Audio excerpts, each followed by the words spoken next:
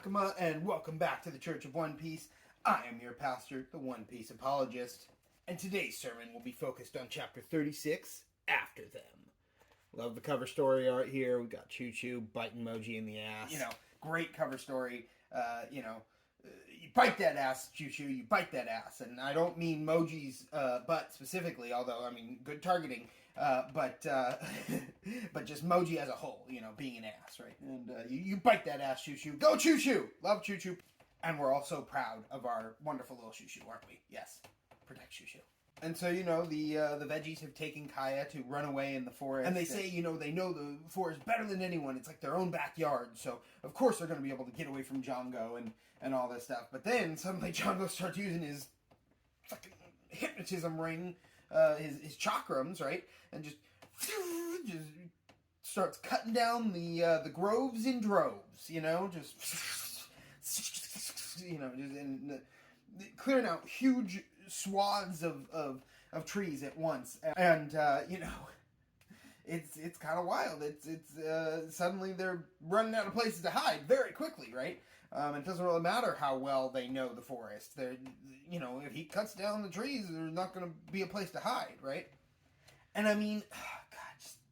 remember when I upgraded Clawhador to Dick status? He's Kuro now. Yeah, no, I think at this point, Kuro has been upgraded from just being a dick to being an absolutely evil, terrible, awful human being. Someone who just has no good within them, And yeah, that is very clearly shown with Kuro being like, oh yeah, Miss Kaya is only good for her fortune, When that girl's dead, then I'll say thank you, Oh my god, he's just...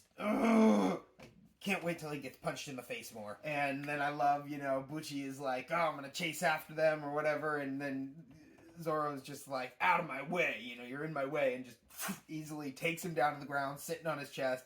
And he's like, you've been a very bad kitty, Oh, man. So good. Zoro always taking command of the situations and so badass. It's great.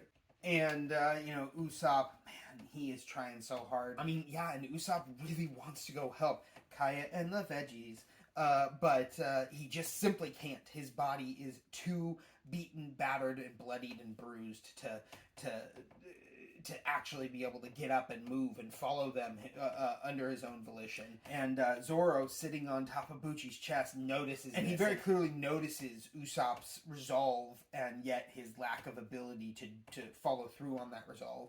And I think Zoro resolves at that moment to use his physical ability to help Usopp come through on that resolve, And so Zoro notices this, but unfortunately that does give Bucci a momentary advantage of distraction, where he's then able to slash at Zoro and knock him off of him and into the wall.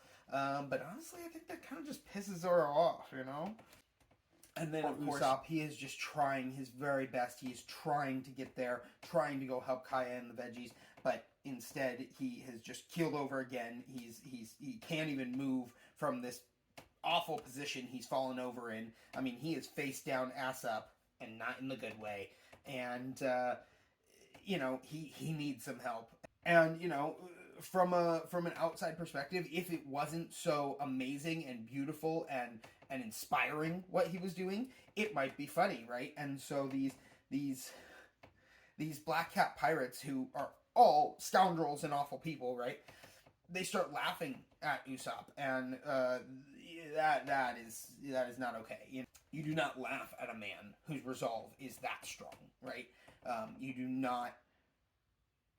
It's just not cool, right? And so Luffy gets very mad, and he picks up a big boulder and just chucks it at the black cat pirates. And he's just like, stop laughing at Usopp, or I'll kill you. I'm like, whoa, Luffy's threatening death.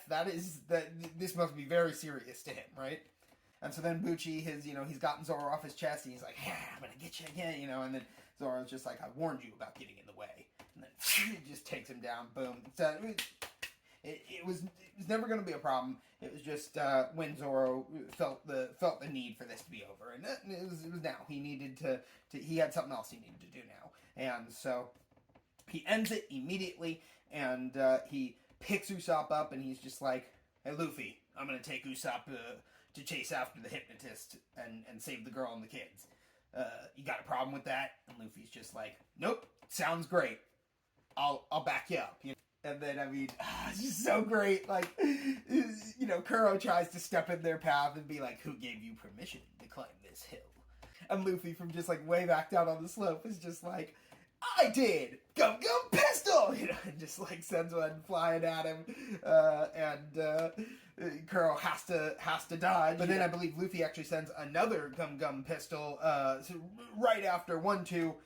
In order to like keep Kuro busy, and that makes Kuro have to dodge a second time, and therefore gives Zoro and Usopp the chance to get away and gain on Django, Kaya, and just really freaking cool. I mean, you know, Luffy and Kuro's fight, it's going back and forth. They're trading blows, and you know, Luffy does that cool dodge, and then he's like on his hands, and so then he puts his feet together and Gum Gum Spear, you know, and just like shoots him toes first right at him, and it's such a cool panel with all the motion blur and the, you know, it's just, it's a lot of fun.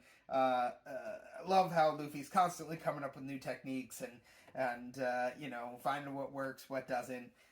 He's a very fluid fighter, and it's a lot of fun to watch. And of course, Kuro doesn't understand it. Kuro's just like, is that really enough to die for, you know? But like, Luffy, first of all, he straight up tells Kuro, right, well, I'm not gonna die, so we're good. You know, don't worry about it. I'm gonna actually beat your ass, so it's fine. But he wouldn't be doing this if he wasn't ready to put his life on the line. You know, like, that is who Luffy is. We know that from, like, chapter 2 at the very latest.